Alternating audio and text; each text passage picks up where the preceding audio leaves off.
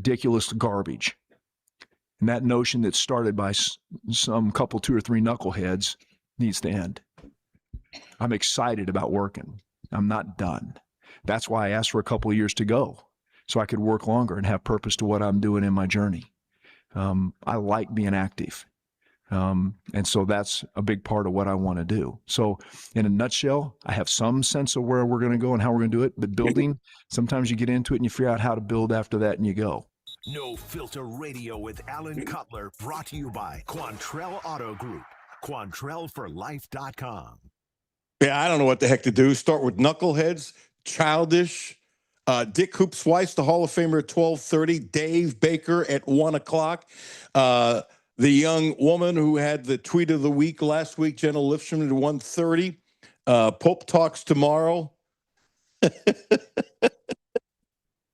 Childish.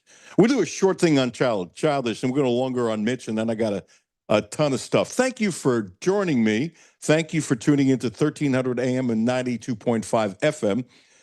Those loyal listeners can figure out me doing a show on Wednesday makes no sense at all because Kentucky will be playing. So what we're going to do is I'll be on after the game at 3 o'clock from 3 to 4:30. We'll play Rich Eisen at noon, who does a great show. Actually, I think it's the best show on ESPN. Don't tell management they'll dump me. If they dump me, they dump me. But it's a wonderful show. And then Brad Taylor will do his thing. I'll be on from 3 to 4:30. And then what comes on at 4:30 Wednesday and maybe Thursday and Friday? What it is, Jimmy? Wildcat Drive with Matthew and Jimmy. But the biggest news of the week that I care most about is Jimmy, who's expecting to be the dad of a baby girl. And the heck with you, Jimmy. How's your wife? How's everything going? Because it's like any day now. Yeah, any day. March 15th is the due date. So Sunday is the due date. But we're in that caution zone. If at any second, any day, it could happen. She would like it to be sooner than later. Sure. But she's been all right. She was sick over the weekend, so of course that's not great. And the best part is she was also sick. She had the flu when she gave birth to our son 4 years ago. So it's like, oh my gosh, that you're sick both times you go into labor. So hopefully it'll pass, and then little girl will wait a couple days, give mom a break, and then come this weekend. 2 things. God forbid your cell phone runs out of juice. And 2, God forbid that you turn your phone on silent. But you're too smart to do either one of those, correct? Yeah, I've been told by my drill instructor to not do that. So I've got it ready. I've got my watch as a fail-safe just in case. The Apple Watch will ring, so we're good. Too childish. I have to do that first.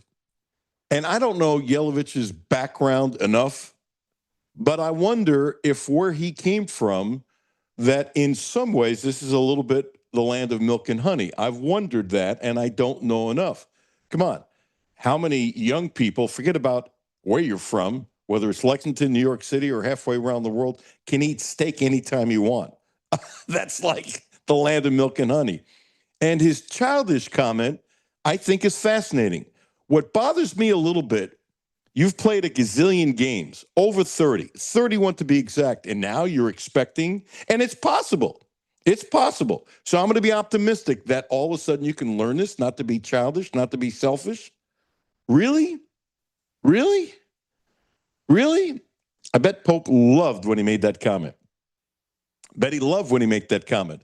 And perhaps it's good that he did, because if people pay attention to it and people go, you know what, I can do better. You know what, I can do better. Because the coach can say he can do better and teammates can say he can do better. But when it's in the public, oftentimes it causes a little constipation. It causes a little friction. And sometimes that's how you grow. But if 31 freaking games in, you are saying that at times, he didn't say all the time, but at times, especially when you don't touch the ball, that at times guys are selfish. That's powerful. And by the way, do I think this is the only team in the country that has this issue? No, but it's Kentucky. It's amplified. And come on, not even 20 wins. And there's a possibility this team doesn't win 20 games. It's unbelievable. We'll do one other little basketball note. Kudos to Ben Roberts. He has a scoop that Brandon Hawthorne is coming back. Now, I have been told, and I can't tell you what degree, but I've been told that Hawthorne in practice is nasty. I've been told this by multiple people. How nasty versus everybody else in the team? I'm not saying he's better than Elway. I'm just telling you what I've been told. He's really, really good in practice, and he's tough to stop. Now, the other thing, according to Ben Robertson, the Herald Leader, he's gone from, and this is what you would expect, he's up to 192 pounds, and he's much stronger. And so I said this many, many, many, many months ago, that I expected next year, no, not that he'd be 230 or anything like that, but I expected that next year he'd be 205, 208. And I think that's going to happen. And that's normally the progress you can have. Now, one of the reasons for sitting out is you can lift weights every day. I'm sure there's some rotation he's doing and stuff like that because you don't have to worry about playing games. You can lift all the time. You can double your strength. And I wonder how many steaks he's eaten this year. Guarantee he's eaten more steaks this year than he has his whole life. And they've got him on what I call a pitch count. He apparently is on a strict diet, and he apparently eats all the time, and apparently he monitors it. And I think that's great. And you can pencil him in. I don't give a crap, barring an unbelievable thing that he will be a starter next year and a hell of a player. And a hell of a player. I don't think that's much of a prediction. And a leader as a redshirt freshman. I see that. Let me throw a little Reese Potter comment at you. So I saw his parents this weekend, and I don't think they mind me saying this. I spoke to his mom and dad, who were nice enough to come up and say hello. And he's really happy here because I asked an obvious question. And, Jimmy, wouldn't you think this is an obvious question? Miami is undefeated. You walked away from Miami, and you're here. And do you have any regrets? It's an obvious question. You know, part of the problem in today's society, and it's one of Mitch Barnhart's problem, is that there are questions that it's legitimate to ask. And his parents both said no, and that he loves it here, and that the training staff has done wonders with him. With Reese Potter is listening, obviously, what he's doing, and he's much bigger and stronger. He doesn't look that wider to me when I see him with his, jersey on, but that doesn't matter. I don't see him without his shirt on, and you can be wiry strong and put on weight and not really tell. The point is, both his mom and dad said he's really happy he made the move. And I'm not going to get specific, and I know specifics. And I wasn't told not to say it, but sometimes you have a little caution. Jimmy, would you believe? And I said this, I don't know how many months ago, so I'm repeating. And what I heard was bullseye. Jimmy, if he stayed at Miami, he would have made more money this year. Do you believe that? Now, let me tell you one more. I knew this. I said this a long time ago. There's two things here. I didn't mean to cut you off, Jimmy, but I want to give you a little more information. There's two things here.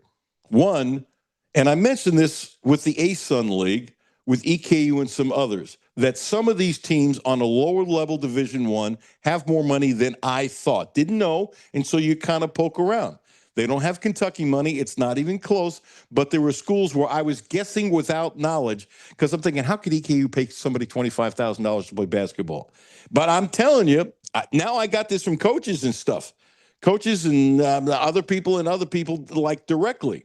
Some of these schools on lower levels have a lot more money than I thought, but it's nothing like Kentucky. And it's a huge chasm. It's a huge chasm. And so he wasn't recruited to play this year. And it's not like Kentucky's doing a favor because I don't buy that. Pope wanted them here, so don't go there. Don't go there. But they knew they weren't going to play him. I don't know if next year his money will go up, let's say, considerably. But he would have made more money staying at Miami. That's the truth. And look, Cisco Bryant on the air told us that guess what? Ty Bryant turned down money. He's turned down money 2 years to stay here.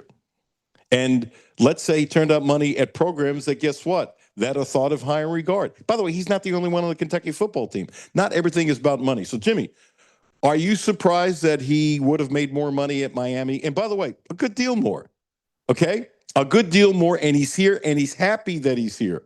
He's happy that he's here, and I think it's wonderful. And look at this. I got one more, Jimmy, then I'll shut up. Jimmy's I'm not being fair to Jimmy. Jimmy's leaning towards the mic, and then it's He's only heard this for 4 years. All of a sudden, Cutler's got something else. Oh, I'll lean back a little bit from the mic. Sorry, Jimmy, but it's me, and you're laughing at me, which you do a lot. I really believe that Reese Potter has the potential to play pro basketball somewhere in the world for a long time. Didn't say NBA. Don't know how much better he's going to get. You can shoot the way he shoots, and he becomes a banger, and he's got a couple more years and turns into 240, 245, and he's a smart kid, and he can pass to I've said this from the get-go. I think he'll play pro ball somewhere in the world because guess what? He's got all the intangibles. And so sometimes you give extra money in the short term for the long term because the training table here at Kentucky is a gazillion times better than Miami. Everything they have there for the athlete, it's just much better, and it should be much better. It's not even close, and it'll help his development. Now, Jimmy, I'm going to do this, something you've always dreamed of.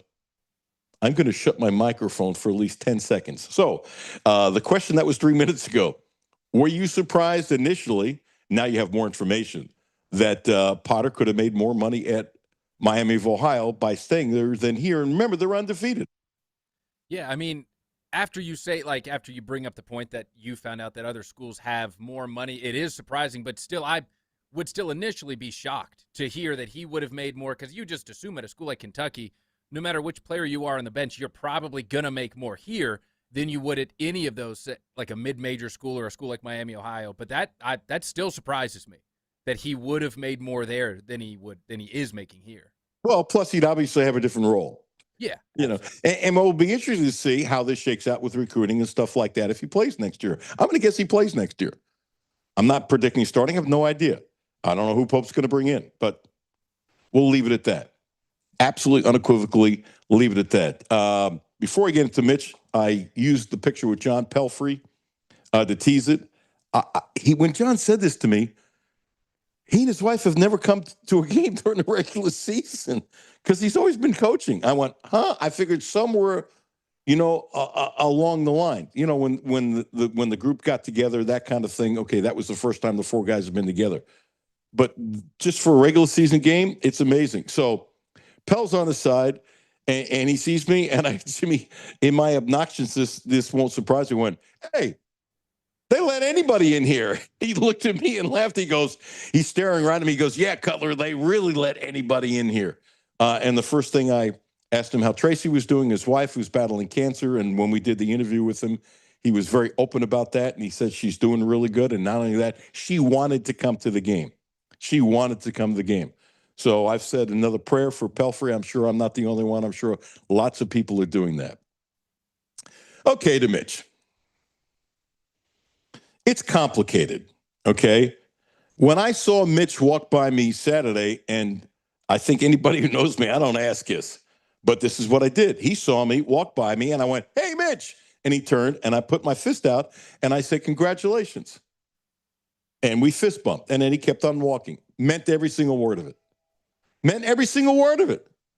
Okay, because I think the man has done a lot of wonderful things here.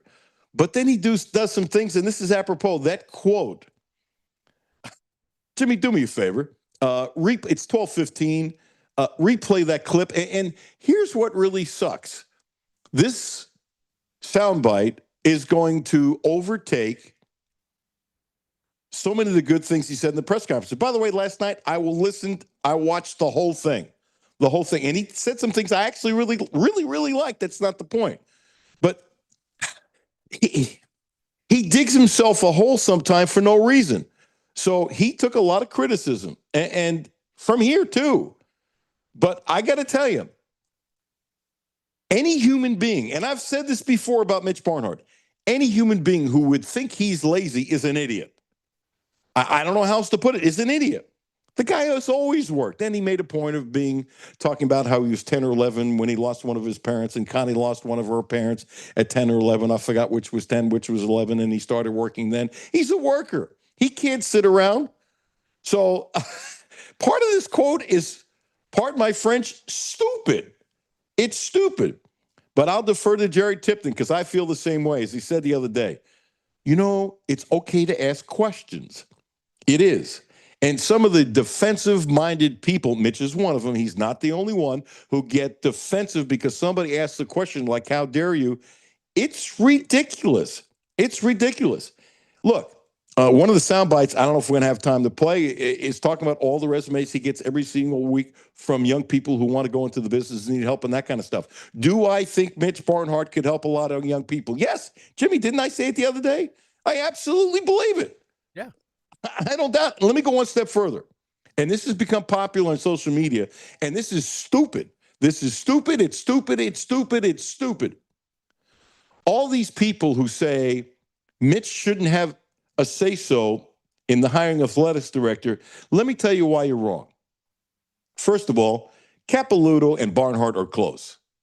Mitch Barnhart, and I said this to Tony Neely, and then I said to Tony Neely, 3,000 years he's been sports information director. He's got a more fancy title now at the University of Kentucky.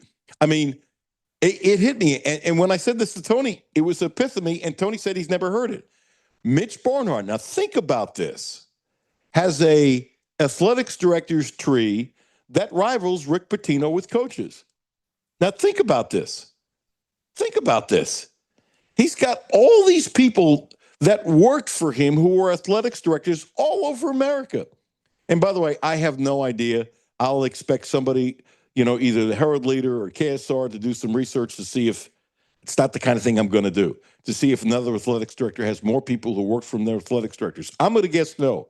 I guarantee you, I would bet Jimmy's paycheck, which I bet all the time, right, Jimmy, that there aren't 3 current athletics directors who have more people who work for them than an athletics director.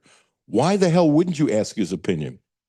Look, Mitch Barnhart says that UK doesn't need Mitch Barnhart 2.0, but there are properties in people that Mitch Barnhart has been, watch this word, spectacular at identifying. Now think about that. So any of you out there, if you don't like Mitch, you don't like Mitch. Anybody out there who doesn't believe that Mitch Barnhart, I got to tell you something. If I'm president of a school in Wichita, Jimmy, I'm the president of Wichita State, and you're the first vice president. You good with that? Yes.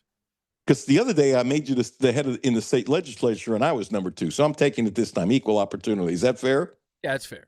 Okay. So I'm at Wichita State, and whether you suggested or I suggested, knowing sports, and I have to hire an AD, and obviously, Jimmy, I'm counseling you. I'm not doing this on my own. I would call Mitch Barnhart, not only for a suggestion of people, but what you are looking for. And I got to tell you, I'm really disappointed in some of the people who say you should never ask Mitch's opinion. Oh, my gosh. Jimmy, is there anybody in America who's in college athletics that you could think of that you would ask more? I'll say Jim Host, maybe. And with all due respect to Jim Host, he hasn't been active in the business, but Jim has probably more contacts than anybody breathing. Now, if this was 20 years ago, you know who the first person I would call? Jim Host. Jim Host. I don't even know who the hell would be number 2. Now, think about it. We're talking 2 people who live in Lexington, Kentucky. And if any of you think I'm saying it because I do a sports talk show in Lexington, you got rocks in your head. It just happens that this area is blessed with certain knowledge and certain talents. It's just unbelievable, some of the stuff I saw online. I don't want to ask Mitch, whatever. And here's something else. I don't think whoever the hire is, whether it's one of Mitch's people here or Mitch's people in other places or somebody who is not tied to Mitch. You got 3 choices. Obviously, there are 3. Do I think Mitch is going to be watching over him and calling and saying you should do this, that? I absolutely do not. I don't. I have too much respect for Mitch not to do it. Now, do I think whoever the athletics director is, male or female, man or woman, do I think the first time they meet, if it's not somebody he knows, he would say, I'm here. If you need me, I'm here. If you don't need me, it's your shop. It's not mine. I would be as shocked as anything that I've said in 4 years if it didn't go like that. Because then if the person needs some help, hey, Mitch, what would you do with this? Or what do you think about this? You'd be stupid not to use him as a resource. But for those people who think that he's going to be hovering over the athletics department, I could be wrong. I don't think so. I don't think so for a second. I really don't. I really don't. Back to the 950,000. Last comment, I think, on this. I've never questioned for a second Mitch's work ethic, and I'm kind of chuckling because you're an idiot if you do. Okay, I never questioned for a second, and Jimmy, you back me up on everything I said, please, that he's going to be sitting in a damn rocking chair and eating hay. No, this is what I did question, and I'm still questioning, and I have a right to question, and you have a right to question. Is the job commensurate for $950,000? And it's not $950,000. Those tickets for life are worth a fortune. Basketball tickets? What are you, nuts? And the other tickets? They're worth a fortune. And so my thing is, if you hired somebody, let's say, who was an assistant AD somewhere, who could do the things that Mitch does, okay, would that salary be half or less than half? Now, if you want to say the salary should be more because he's been athletics director here for 24 years, and I think, Jimmy, it's 29 years he's been in AD, but he's been in athletics like 44 years or something like that. Okay, he would deserve a lot more. There's no question about it, experience. But not to question the $950,000 is ludicrous. It's ludicrous. And so he's calling knuckleheads. So I don't know if he's calling me a knucklehead. Do you think he's calling me a knucklehead from everything I said? I don't know. And I'm good with it if he does. I don't care. And I got to tell you, one of the people who I think he's calling a knucklehead, I text up and back, and that person, if you ask questions for a living, you have to expect these kinds of things. I've actually texted a couple people who might be knucklehead too, and neither one is upset. And I'm not upset. I'm not upset. I'm not upset. And true confessions, if anybody could be biased against Mitch, it should be me, and it's not. And he will deny it, and he did deny it, but he got me fired from WLAP Radio. And I confronted him on it. And I know he did. I was told he did. I was told by somebody high up in radio in the days of Clear Channel. I was warned he was going to fire me. And then I ended up with the best ratings in town. I was number one in the entire market, AM and FM, by a smidgen. They called it a tie. That's fine. There's a little number, Jimmy, a tiny little number that I'm holding on to that was a little better. But it was myself and two other FM stations. And when I got into it with him at Rupp Arena, he said something I didn't like, and he raised his voice, and I raised my voice, and we were going toe-to-toe. And when I went back to the newsroom, I told my boss the next day exactly what happened. This is what I did. It got loud, whatever. And my boss said, don't you ever do that again. And I said, if you ever talk to me like that, I'm going to get in your face. I had to do that twice with my boss and turned and walked out, and we were fine. I told him the truth. I didn't start it, but I ain't taking that crap from anybody. Okay. And Mitch said, when I was on LAP, you're on my station. That's a quote that he said to me. And I'm going, it's not your station. That's the relationship he has for doing the games. And that's how Mitch felt. And he got rid of me. Okay? He did get rid of me. I'm good. Things happen that's supposed to happen. Was I good right away? Hell no. I was ticked off for a couple of years. I was. So if you think there's any biases now because of that, okay, I'm just telling you the truth and telling you the rest of the story. Jimmy, you got something to add? And I can't believe we haven't talked about Florida and how this team fell apart from the beginning. I just can't believe. Anything else about the Mitch thing that you feel? No, I agree with what you said. I don't, at least from what I've seen, I haven't seen anyone claiming that he's going to be lazy or this. It's exactly what you said. Is the job worth the salary that's being paid? That's the big question that everyone has. And because we don't know, it's a brand new position in a brand new part of the university. But I just want to double down with what you said.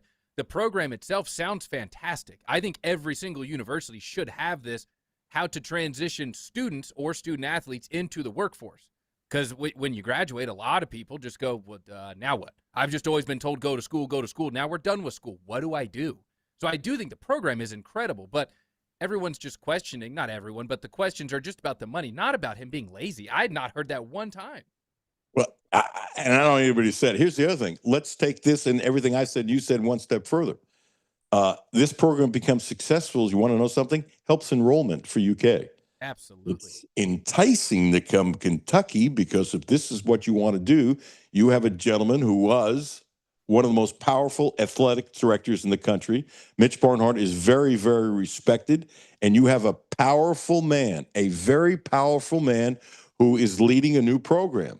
If that doesn't entice young people to come to the University of Kentucky, if they want to go into some sports-related field, I don't know what the hell you would do. So I respect it. I was going to play a lot of sound in this half hour. How did that go? By the way, mazel tov to Rod Strickland. Not only was the coach of the year in his league, but he's making the NCAA tournament, and he was 1 of 15 the first year there in his league. He's 23-10. Did anybody see clips of Onyenso?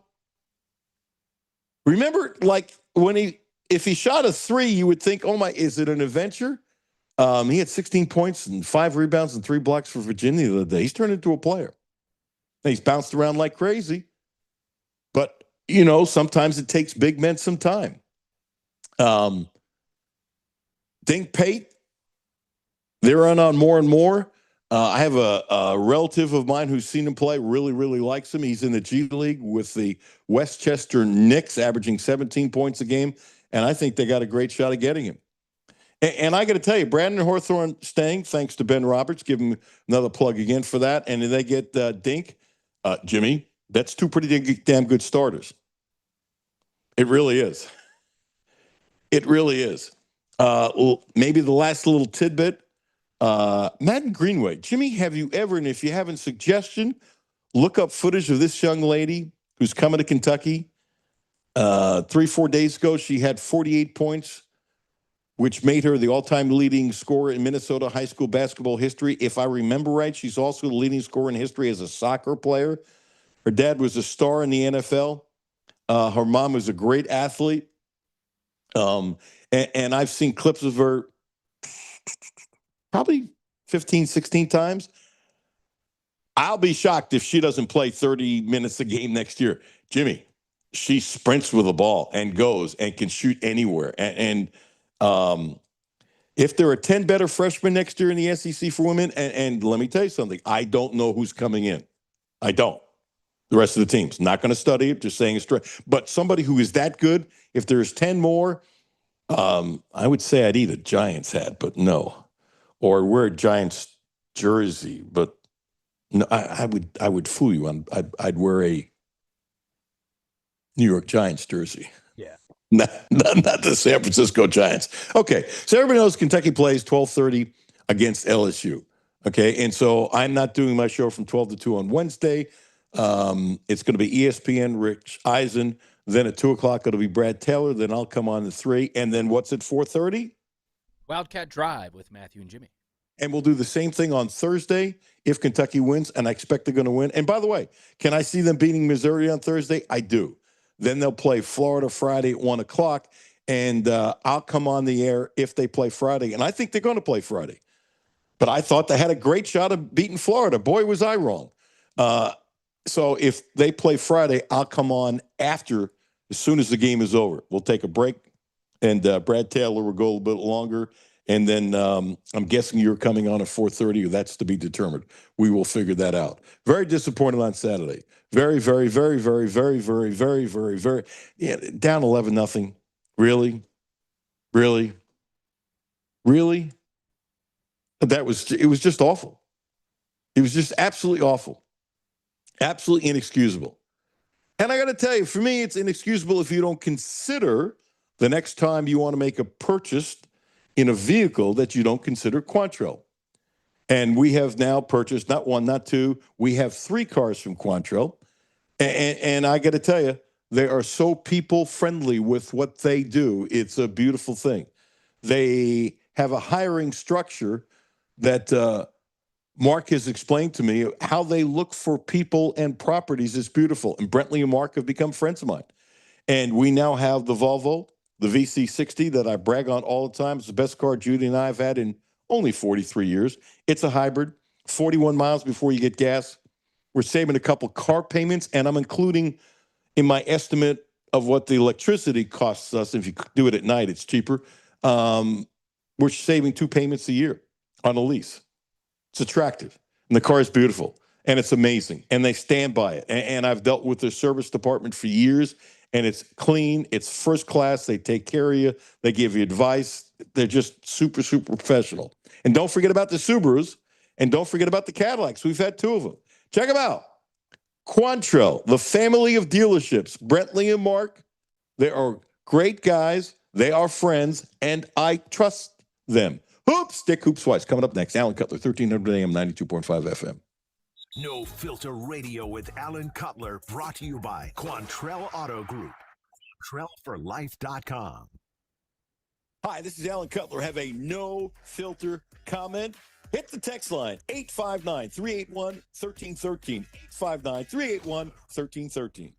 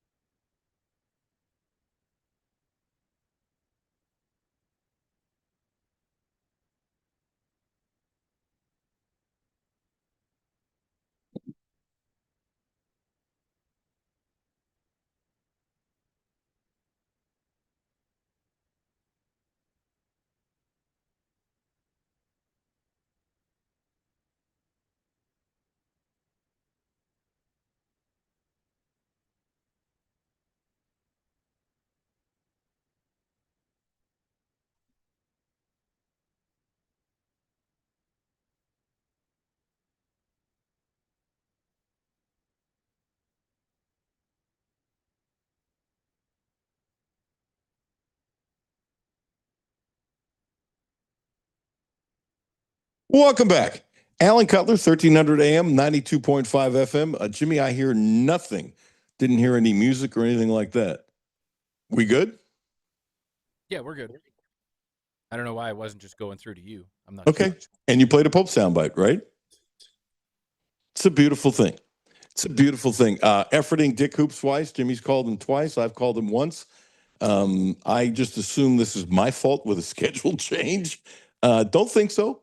Could be, because I've made that mistake before. But anyway, we'll still effort hoops again between now and 1 o'clock. Dave Baker will be kind enough to join us a couple minutes after 1 o'clock. Jimmy gets off the air at 1, and he's going to scurry to his desk. Then we'll join in probably close to the 105. And then Jenna Lifshin, who had an amazing tweet, which we'll talk about that and other stuff about Kentucky's. The assistant sports head of the Kentucky Colonel will be joining us as well. And so that soundbite from Pope is absolutely unequivocally driving me crazy. And I think it's driving everyone crazy who loves Kentucky basketball. I'm baffled. I don't understand. I mean, I really don't understand.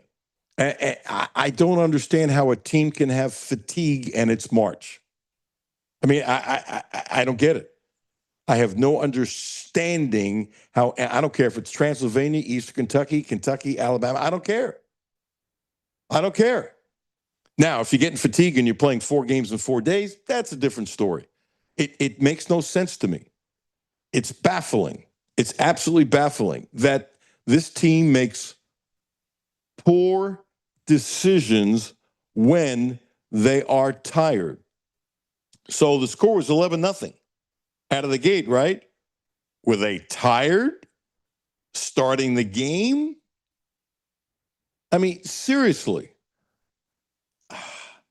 And maybe he's got some information. I'm guessing he does. Remember, they were putting those vests on, and he had the stuff in his first year talking about that they would measure energy and those kinds of things. And after a certain number of minutes, guys' production would go down. And I said it then, and I said it many times, and I believe it from the bottom of my heart. When you tell an athlete, man or woman, that your production starts going down after 3 or 4 minutes, I think you're implanting negativity in the cranium saying it's expected. I think athletes have to fight through it. I think fighting through it is part of it. I mean, there are times, for example, Boogie Flan. Boogie Flan is an interesting athlete, by the way, that he was playing so hard at defense, he was breathing hard against Kentucky. Boogie Flan was this big high school star offensive player who basically couldn't spell defense when he played for Cal, transfers to Florida, wasn't playing defense early on, and he was ferocious on defense. And he's got wonderful lateral quickness. And I looked at him, and I don't know what the hell Golden has done to get to him. Have no idea. But he's done a great job.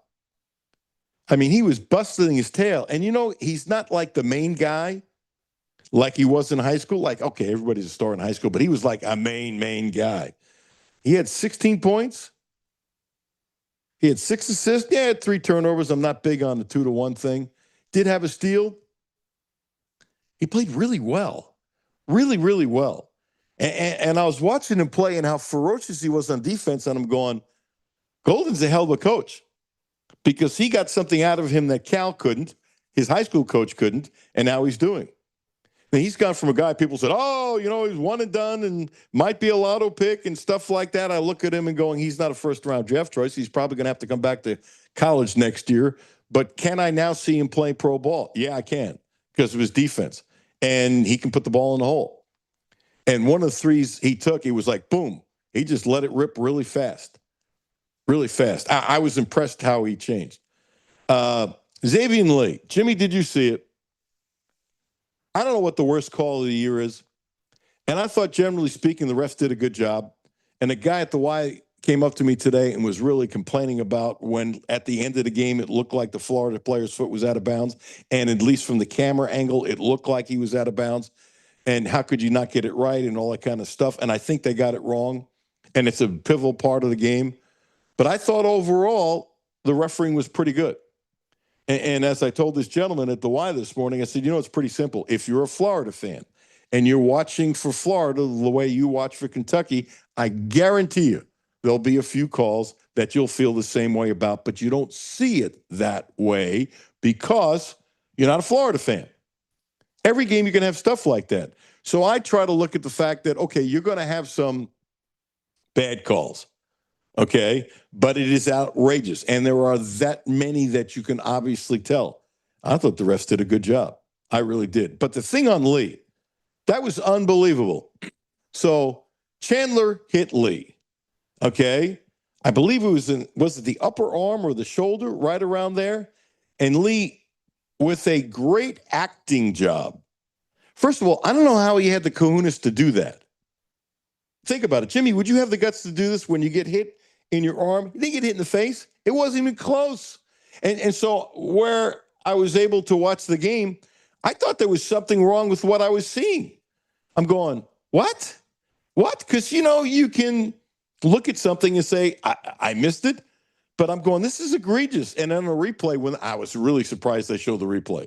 And I wonder if somebody said you shouldn't have shown it because it was so obvious that they stopped and looked and see if it was going to be a flagrant foul, that he had done that good of a job with acting. It was awful.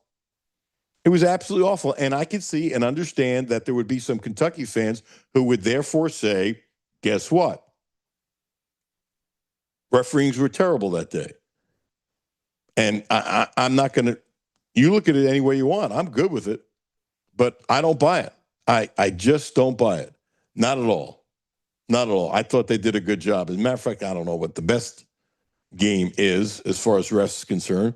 You know what the most positive thing I say about Kentucky? They shot 81% from the free throw line. I've been complaining about the free throw. So you can shoot well at the free throw line and still lose. But when you lose a game and you're shooting 65, 68, 70, 72% of the free throw line, that's a totally different story. It's a totally different story. Here's the other thing. Jasper took a bad shot. And it was bad. Okay. It was like he was determined to shoot, and it wasn't good.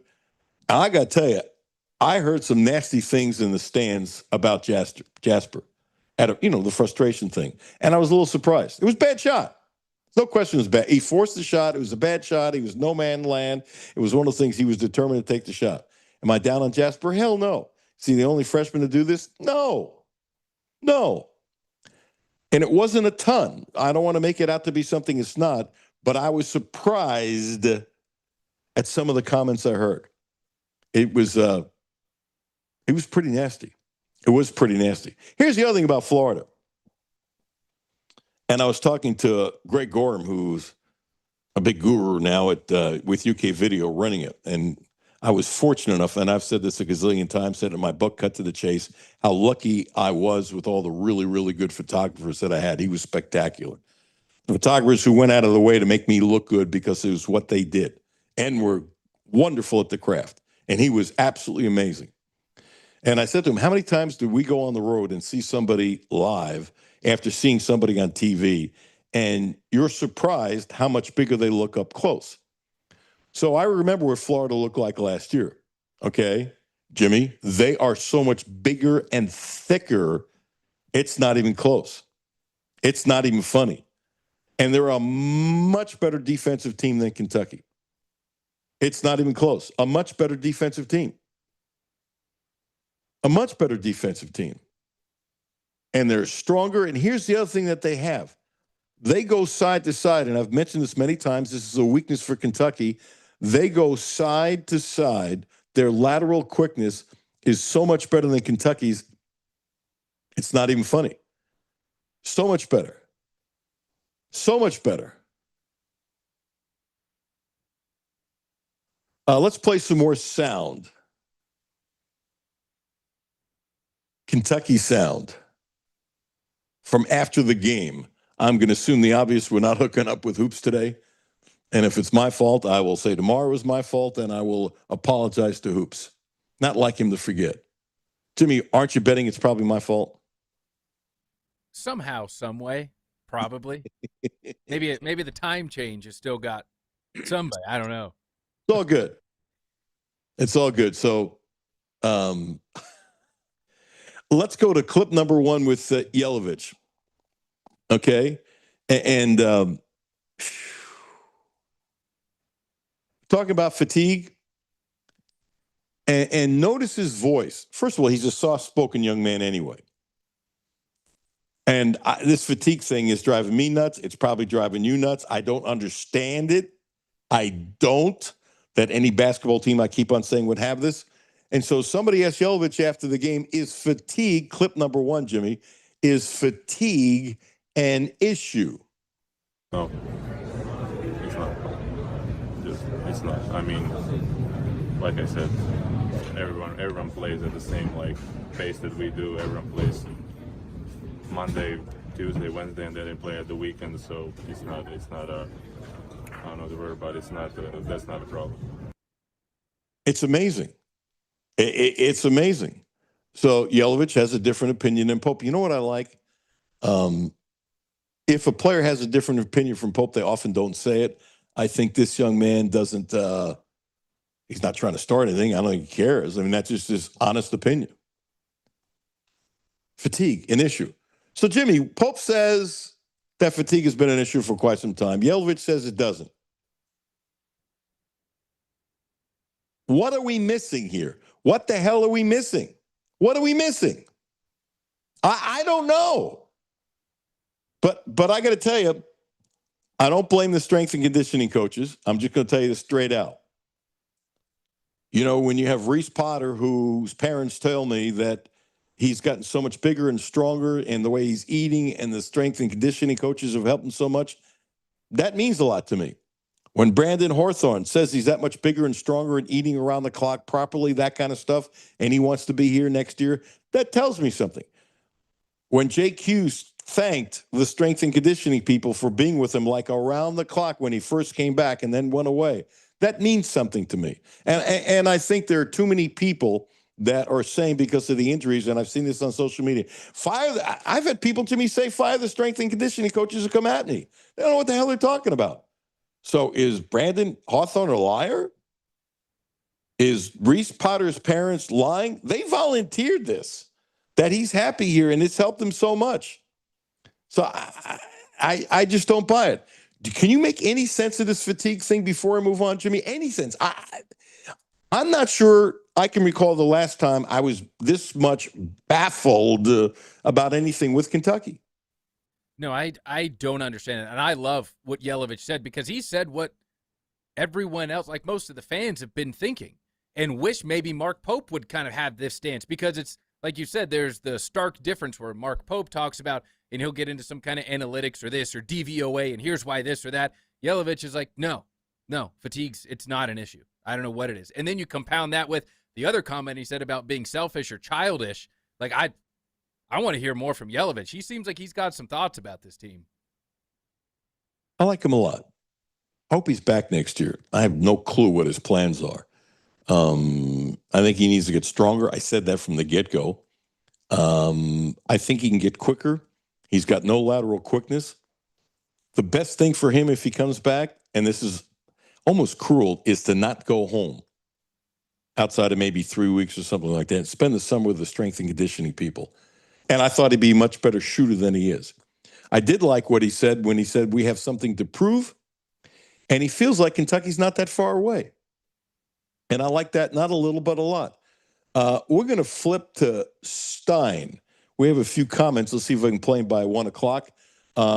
These comments are courtesy of BBN. He did a one-on-one, I believe it was with Maggie Davis, who does a wonderful job. As they get access before anybody else. It's part of their contract, and more power to them. So let's go to clip number 1. We'll just go right down the line and see if we can get all 5 in by 1 o'clock. And Maggie asked an obvious question. Whoa, breaking news. This is very interesting. I know it's NFL stuff, but I find this interesting. See, I thought that Nashville gave up way too quick on Willis. I really like Willis coming out of high school. I thought he was going to be a really good player. I think he had some growing pains. I think he had a horse puck offensive line. And they basically dumped him, right? They dumped him. Well, he just signed a free agent contract with Miami. Breaking news. How about that? Miami's getting a better quarterback than Tua, who they're about to release. I think he's a better quarterback. I think he's smart. I think he's tough. I think he's got a feel. Matter of fact, there were some geniuses who thought maybe he should take over for Love in Green Bay, which I thought was incredibly stupid, by the way. You got all that money invested in Love, and he's wonderful. But the point is, sometimes quarterbacks need time. And I thought the Titans, when they got rid of him, I basically gave up on that administration. I'm going, really, what do you expect him to be, an all-star from the get-go? So he's going to Miami. Jimmy, you got a quick thought on that? And then I want to go back to Stein since we're running out of time. Yeah, I think Willis did great in the games he played in Green Bay. His completion percentage was close to 75-80% over the course of like 5 games. I wish, for his sake, he had gone to a different situation, because I don't know what's going on in Miami. Tyreek Hill's gone. They may be trading Jalen Waddle at some point. I hate it for him that he's in that situation, but good for him for getting the money. I think he's got a bright future. I don't know if it's Miami, but... And you're right about it. Miami's a mess, Yeah. but at least he's going to be the guy. And who knows what the other offers were. And maybe this was his best offer to be a starter, whatever. But Titans did some dumbass things. They really did. That's why they got rid of a lot of people. Okay, to Stein. Talking to BBN, talking to Maggie Davis, and the clip number 1 talking about the offense. I think we're always evolving. Like, we're always extremely adaptable. Talk about growth mindset. Like, you get the players here. You have the essence of what you want to do on offense, defense, and special teams, kind of those core nucleus plays or schemes, whether that be like an inside zone on offense or a quarters coverage on defense. And you have what you want to do, but then you always just morph it, always. And not just today, not just tomorrow, but even maybe week 5 of the season when you might have something you didn't expect to happen that does. Might set a guy out for a game or not, and then you have to adjust the scheme. But that's why we put a lot on these guys early, kind of a whole part whole mentality in terms of how we teach it. It's always adapting, it's always changing. That doesn't mean that we just one day we're going to run the triple option, but we're just going to fit our schemes within the personnel that we have. Which is what you do. Yeah, have no fear. I don't think you're going to see the triple option. He was obviously being sarcastic when he said it. To the spring football game, which I'm looking forward to, and many of you are looking. Let's go to clip number 3, the spring football game. What we're looking forward to. We're going to play the game. It's going to be a real football game to a point, to an extent. In terms of all the details, what I've done in the past is truly a 4-quarter game. First part is kind of playing it out, and the second half is usually a running clock, and we'll have some live tackle, but not the whole time. But want to put these guys through different situations and play in front of our fans and get used to Kroger Field and what that environment's going to be all about. So it's going to be exciting. Will it be a full football game? Probably not, but it will look as close as we want it to look to a real game, just because we still want to protect our players, but we want to put them in situations that they got to, adapt and play football. And every interview I've heard that he's done, 4 or 5 at least, maybe 6. We've played clips from a bunch of them, but anyway, there's one question that's the obvious that'll be asked in every single interview, and he says the same thing basically all the time. Who is the quarterback? Kenny Minchie. Clip 2. Clip number 2. When you get to know Kenny, he's very intentional. He's very focused. He's driven. Just has a great mindset about him and a great presence. I think he's a natural-born leader. The way that he can communicate and articulate things to his teammates is as good as I've been around. When we talked to the guys at Notre Dame, Mike Denbrock, the offensive coordinator, Gino Guidugli, a Kentucky guy, as his quarterback coach, they both felt that if Kenny would have played last year at Notre Dame, they felt like they would have had a similar season that they had last year, which was a 10-win season, which was really impressive. So I think when you think about the person, number one, a quarterback, a guy that's going to be the face of your organization, he checks all those boxes. And then when you just turn the tape, even in the time that he played, might not have been per se the meaningful snaps that you want to see a quarterback play. When you saw the tape, when you see him play on time, throw with accuracy and anticipation, that stands out to me more than anything. I think he's mobile enough too to get you out of bad situations. And then when we've been doing some football activities this winter and putting him in the classroom, I think he can just spit back the information very quickly, efficiently, and that shows to me that he has the mental capacity to be a really good quarterback. The spit back information quickly is, to me, one of the most underrated parts of any quarterback. No question about it. Because all the decisions you make split second on the field, looking around, it's not talked about enough. It's a really good comment. Let's go to clip number 4. And who is Will Stein? No job's too big, no job's too small. I think that's number one, like being a servant to the people around you. I think that's huge in any type of leadership role, especially from the head coach. Gritty, somebody that's tough-minded, somebody that's willing to fight through and persevere no matter what happens. And then somebody's just about the process. We all want wins. Wins will come with a great process. The people that I've worked for or played for, they all had elite processes. And that's, to me, what set them apart, because they were super detailed. They stuck to the process. They didn't deviate just because of a result. I think when you stick to what you're built on, the foundations, the DNA traits that we say that we're about. And that was really, to me, the great coaches in my life that I've played for and that I've coached under have been about. Quickly go to clip number 5. It talks about his beliefs.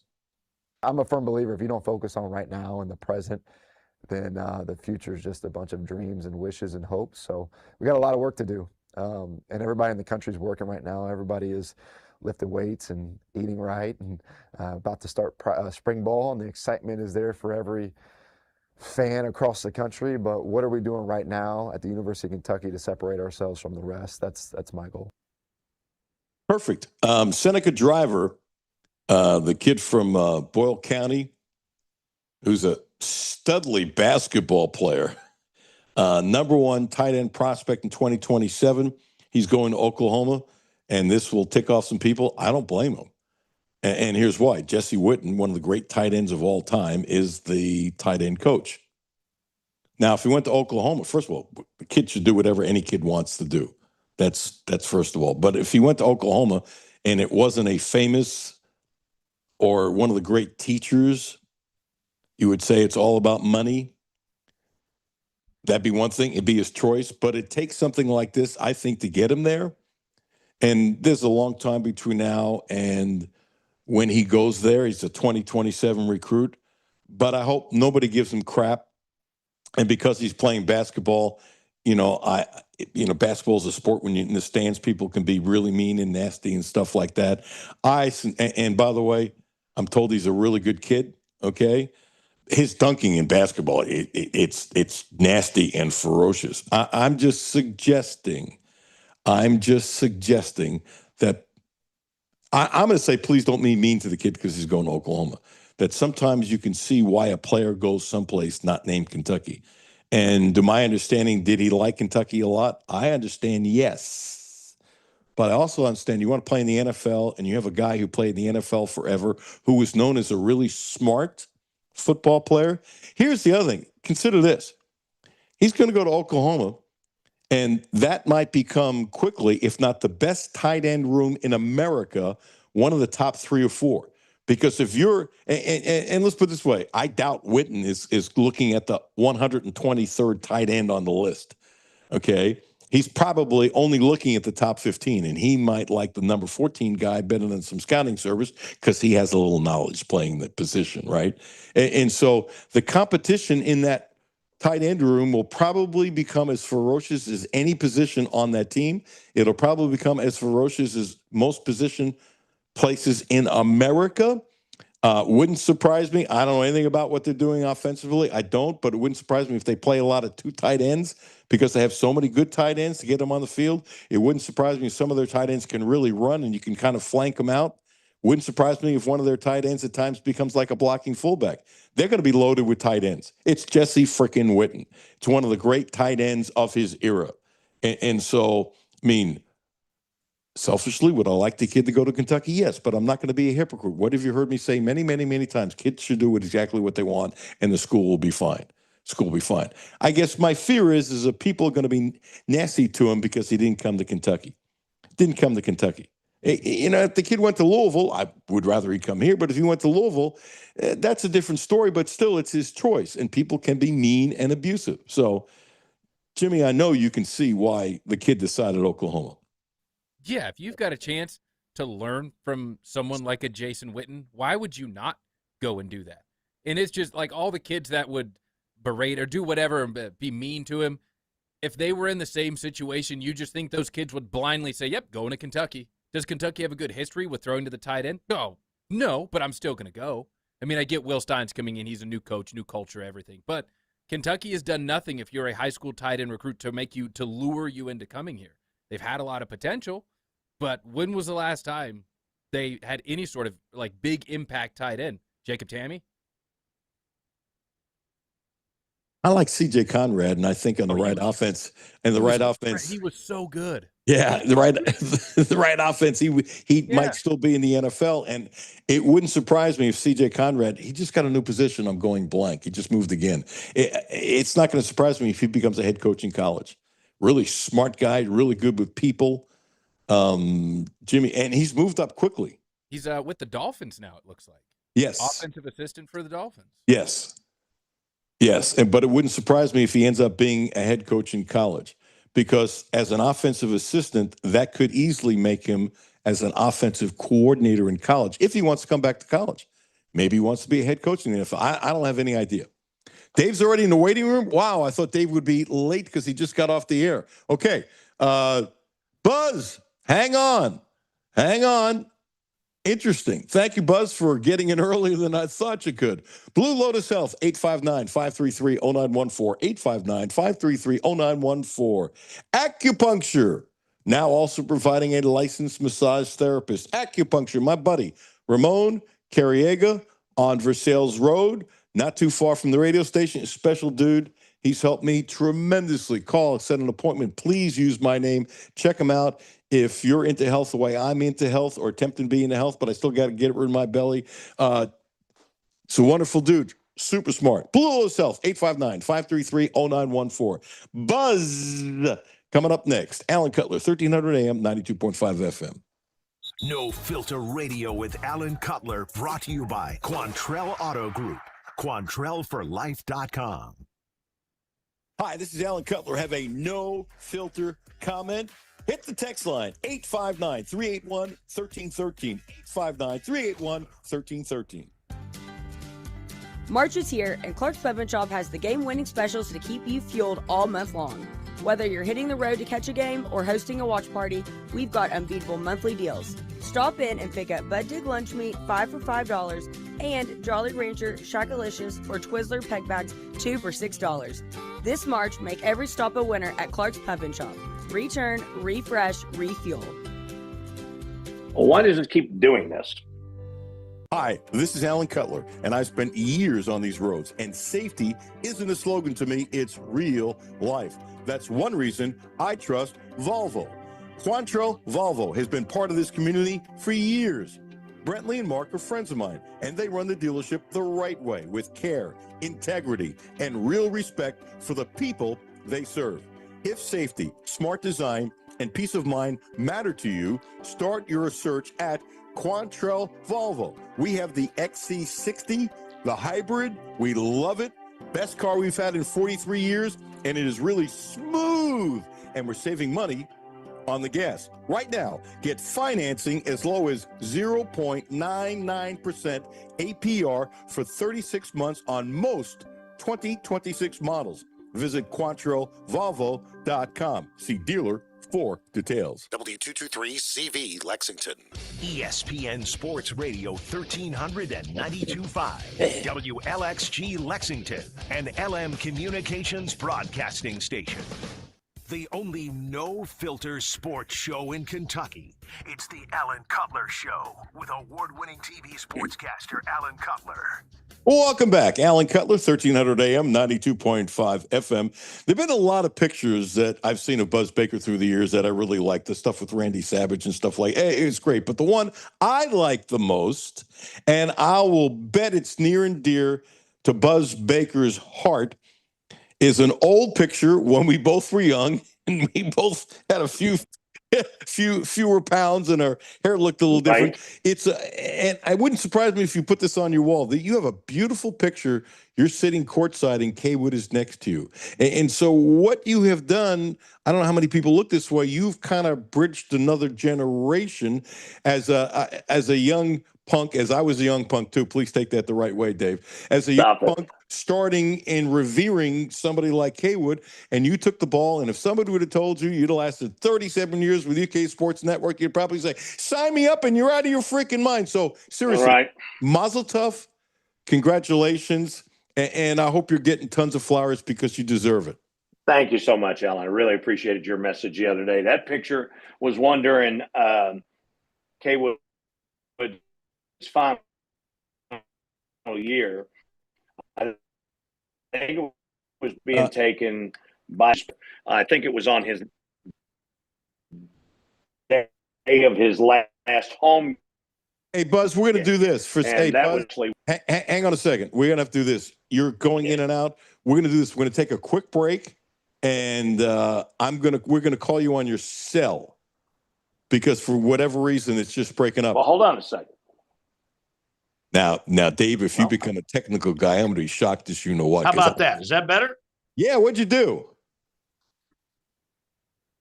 Now, for some reason, I can't hear you. But let's do this. Now. Can you hear me? We got it now? Yeah, I can hear you fine. Can you hear me better? Yeah, much better. You sound Okay, normal now, Buzz. Your sorry. picture's frozen, but we can live with that. Now it's okay. We're unfrozen now. Well, maybe I should be frozen with my face. Neither here nor there. Stop Go ahead. it.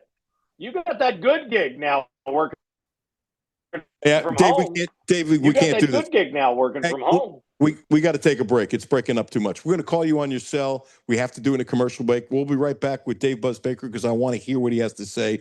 And Okay. let's Jimmy, make it a 30-second break if you Sure. can. Cutler, 1300 AM, 92.5 FM. No Filter Radio with Alan Cutler, brought to you by Quantrell Auto Group. QuantrellForLife.com.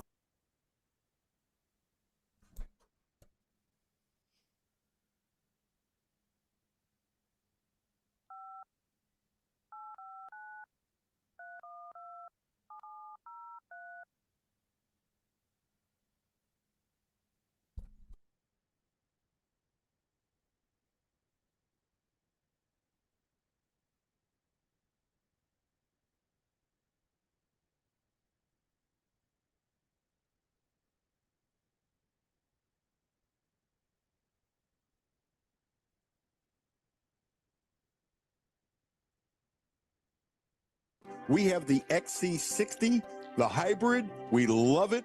Best car we've had in 43 years, and it is really smooth.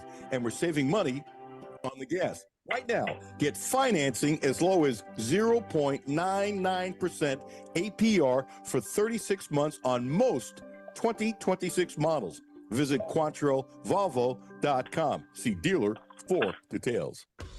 Back to No Filter Radio with Alan Cutler. Podcasts on Apple, Spotify, and Google, Monday through Friday. Welcome back. Alan Cutler, 1300 AM, 92.5 FM. I think this is my fault because when Dave was explaining, he was finishing some of his duties at KYT, getting off there at 1 o'clock. And I said to myself, I hate to say this, Dave, he's at Channel 27. We'll never have trouble with a Zoom from there. Right? When you're in these rooms and everything, it shouldn't be a problem, right? No, it shouldn't be. So let's go into it. And as I said, Mazel Tov, 37 years in the UK Sports Network. You're still doing a million things for KYT, and I hope you make it to 50 years. You're coming up to number 44. But the thing is, I wanted to point out that picture. I love that picture with you as a young kid and Kaywood's there, and that you have spanned a different generation. So you go from there and tell us your thoughts about, from Kaywood on. Well, thanks, Alan. I really appreciate it again. That was the newspaper was trying to get some various shots of Kaywood when for the cover of the newspaper that was going to be out the day he did his last home game. And so we started doing that stuff in a transition role, and I'll be forever grateful to Ralph Hacker and Ralph Gabbard and all the folks who were associated with us, Jim Host, who's just been incredible. And so we started trying to make the transition for Kaywood. And so that was a picture that was taken when John McLeod, who coached in the NBA and coached at Notre Dame was playing at Kentucky, and he was right there. But it has been an incredible sort of deal. And I'm just really, really blessed to have been able to do it. Favorite character you ever interviewed so far has been? Wow, favorite character. Dale Brown was. I mean, it wasn't so much the interviews, but he would always invite us over for breakfast or something, and he would come in and actually get together with just a bunch of guys from Lexington, like over at the Lexington Green out there, and coach them. And I've just. I'm gonna say the most memorable interview for me was maybe last year, and it was actually George Raveling when they came here for the Unity series. And many people know this story, but many people do not. So George Raveling and his buddies were playing basketball, and the March on Washington was taking place, and so they were at some place in D.C. the night before this one-of-a-kind historic speech by Dr. King. And they were just having dinner or whatever, and some guy come over to him and said, "Hey, we're here with the march. We're here with Dr. King, and we're trying to get some people to help with security. And we believe that you guys would be able to help us. Would you like to? And they said, absolutely. So they get up there, and he is standing right at the podium on that place where it's marked on the steps of the Lincoln Memorial. And there were hundreds of thousands of people there. It was really one of the most historic things that happened in my lifetime. And when the deal was over, and his crowd is going crazy, George Raveling asked Dr. King, "Are you going to do anything with this?" And he said, "Here, you have it." And he handed the "I Have a Dream" speech to George Raveling, and he kept it. It's in a vault. He finally gave it to a university before he died, so they could display it. But just to hear him tell that story, it literally made the hair stand up on the back of my neck. Oh, I'll bet. And I had read something where he initially was going to give it to his son, but he put it in his will. It's worth a fortune that his son couldn't sell it. It had to be displayed somewhere for eternity. And his son was good with it. But that also told you that that thing was worth millions and millions. And whatever he left to his son, George did very well. I don't know the particulars, but you know what I'm saying. Sure, right. This is more important than money. This is more important than other things. This speech stands the test of time, and it must be displayed properly. And I thought that was beautiful on his part. Amazing. It's not all about NIL, Buzz. No, and very, very same thing for a guy I'm really blessed to call a friend of mine, and that's Kenny Davis from over at Georgetown, who was the captain of the 72 Olympic basketball team. A lot of your listeners now can go ahead and Google that and see what happened, where the United States got messed over out of getting that gold medal. And so Kenny and his teammates never went to accept the silver medal, and they all signed legal documents agreeing that they would never accept those medals, or that none of their family could accept them as well. Yeah, I also did the interview with him about that, and you know exactly what I'm talking about, the power in his eyes and the anger. It's been a long time. I talked to him about it 15, 20 years, maybe, whatever it was. And sure. The anger in his eyes, that might be the worst call in Olympic history, and one of the worst calls, worse than anything that happens to Kentucky at Rupp Arena. And you have all that stuff happen there. That was also the time when the Israeli athletes were murdered by the Palestinians, and the whole thing was just an upheaval. And here's a little guy from Paint Lick, Kentucky, down in Berea, who's right in the middle of it. Pretty amazing. And today, as we all know, that there's no way Kenny Davis, where he played ball, would ever have a shot to be invited to an Olympic camp. So that in itself, he's a dinosaur that way, and a class act, and just a class act. Unbelievable guy. I mean, I still see him frequently. I serve on the board of trustees over at Georgetown with him, and every now and then we'll just catch a game and just sit there and talk during it. And it's always great to visit with him. I'm going to throw in a little breaking news here, because I know you have a comment about this too. Chuck Culpepper is one of the great writers of all time. I saw that, yes. And he's got hired the ESPN, which has been so cheap and getting rid of people like crazy, and they've lost their way as far as I'm concerned. They've hired they're adding 6 standout journalists from the Washington Post, and Chuck is one of them. And you're as happy as I am. He's talking about great guys. He is a great guy. He has kept up with people since he left here. To think about all the things that he has done around the world, and to think that just on a random 4th of July morning, we talked to ourselves for about an hour or so as we were in the lead vehicle for the Bluegrass 10,000 downtown. And I'm just so happy for him. Now, to speak to what you said, we don't know how much they're being paid, but 100% of something is better than 100% of nothing. Absolutely. Right? Absolutely. No question about it. The world since you started and I started has changed. And I've wondered this just slightly. So if Joe B had his first year this year, and they're playing more than 26 games, and he goes 13-13, with social media and whatever, I'm not saying he definitely would have been fired. And look what he ended up doing. But the heat on him would have been unbelievable. If Mark Pope started when Joe P started, and let's say went 19-12, there might have been a little heat, but not. The world has just changed, and the patience isn't there. And it's not. I don't think it's going back because of social media and stuff like that. And I wonder at times, as much as Pope understands the program, I don't doubt that for a second. But when you're in the seat and dealing with it, it can be different. And I wonder if it's been tougher for him than even he thought, whether he would admit it or not. I don't have an answer, Buzz, but I have wondered at times if the stress has gotten to him a little bit. And I say this with kindness, not with anything else. Sure, I get it. Alan, I think that's a fair point. It's a fair question to ask. I, like you, don't know that I have an answer, but as much as the business that you and I are in has changed, it has changed even more exponentially in terms of coaching. This is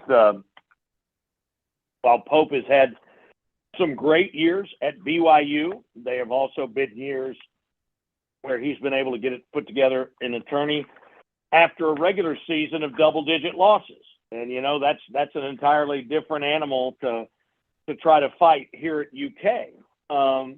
Then what you have is, I don't know that he's been able to get into the homes of recruits, the quality of which he can get into here. And then the other thing I don't know is I might as well call it free agency, but I still don't know how all this stuff works. In the end, you're familiar with this. There are trades in the NFL or NBA or Major League Baseball. Somebody's got to pass a physical first, right? Jaden Quayton's had major knee surgery last March. If everything goes perfectly in that rehab, that's a tight window to fit, right? And so you don't know what happened there. I think you have probably talked to people, and you do talk to people like I do. And from what I've been able to gather, there was a lot of information out there that Jalen Lowe had injury problems with that shoulder dating back to his time at Pitt. So that's not laying blame on anybody, but between that and who's paying this and who's not, and what do you net? It's just bananas. Yeah, it is bananas. My thing is that hindsight is wonderful, but at the time, my dear friend Dick Hoops Weiss, I know you know the same thing. As soon as Lowe said he was coming, Caden Lewis left, and he's a much better player. And Dick Hoops Weiss loves him at Villanova a lot and is tougher. He's just a different player. And I think that people make mistakes in judgments. I think that was a bad mistake. All right, Dave, this is what I'm going to do. You're going to answer a question that I can't figure out, that I'm going to guess at least 9. How about this for a little build-up, Buzz? But I'm not putting any pressure on you. At least 9% of the people who love Kentucky can't figure out. It's driving me out of my blank mind. So we played the soundbite. You were either there, you heard it, where Yelovich quietly said, no, there's no problem with fatigue. And Pope says they're fatigued and they make bad decisions when they're tired, yet they're down 11-0 before you can finish your first popcorn. Would you please explain to all Kentucky fan why any basketball team in March has any coach on any level anywhere on this planet talking about fatigue? Well, here's what I think has happened. I think Mark is like hyper-focused on protecting his players. And I think he would rather have media people just completely roll the bus over top of him than for any of his players to have to ask or answer a different question. And I love him for that.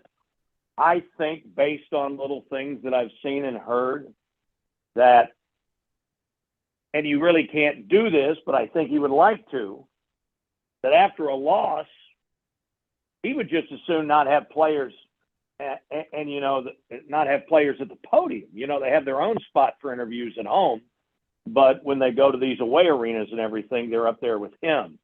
And I think he believes that in a situation where they lose, that, puts, in his mind, unfairly puts too much of the shining spotlight on them. So I think he'd rather not do that, just in general.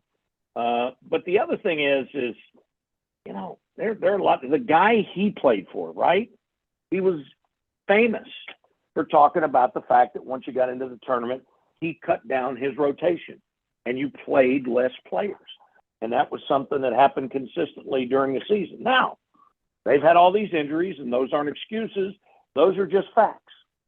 But, it has been, I think he's trying to protect his players, but as you said, I think it's very frustrating for fans to hear that, because out of all the things that should be happening with the support staff they have and all that stuff, that should not be happening. And his coach, who he still loves, you would never hear him saying that. Not in a million years, and when No. when Brandon Hawthorne tells the Herald Leader that he's put on 19 pounds, he's much stronger, and I hear he's nasty in practice, and I bet you've heard the same thing. When Reese Potter's parents tell me that they're so happy he's here, takes a salary cut to come here because it's not like he was going to be a main player, and is happy because the strength staff and the nutrition people have helped him tremendously. When people then put on social media, well, with all these injuries, let's fire the support staff. I don't know. When Butler got hurt last year, he's stronger than what, stronger than both of us combined. It was a really bad hit. When Lowe fell down, I was there. I think you were too. I'm sure you were. And anybody could have dislocated their shoulder with that. So I guess my thing, I think you're onto something, but my thing is he picked the wrong thing to protect his players with, because it makes the players look bad. It makes the strength people look bad. I'm all for protecting your players, but pick something different. But now he said it so much, he's kind of like painting himself in the corner. He's making the strength people look bad. He's making the players look bad, thinking they're not tough enough. Well, I think it's several different things, Alan, and I mean this with all sincerity.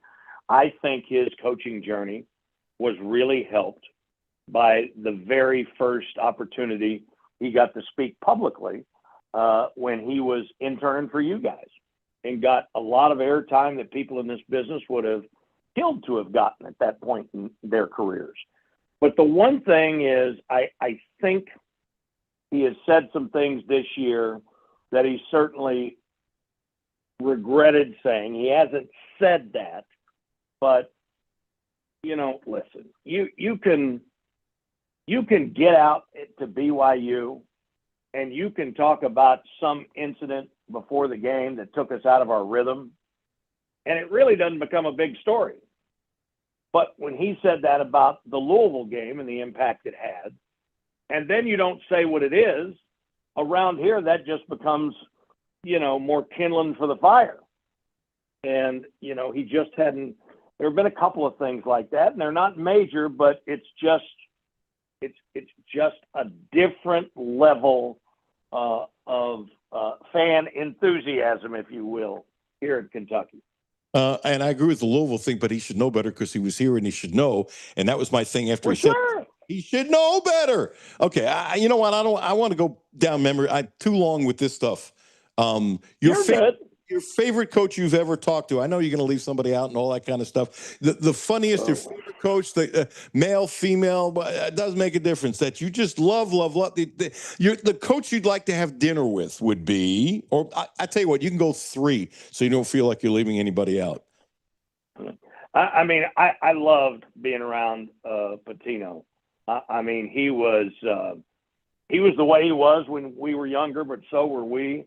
But he said some of the funniest things and did some of the more memorable things that it was just crazy. And then, of course, I don't know. I hope so, but I don't know that you'll ever see anybody have a 3-year period the way he had that.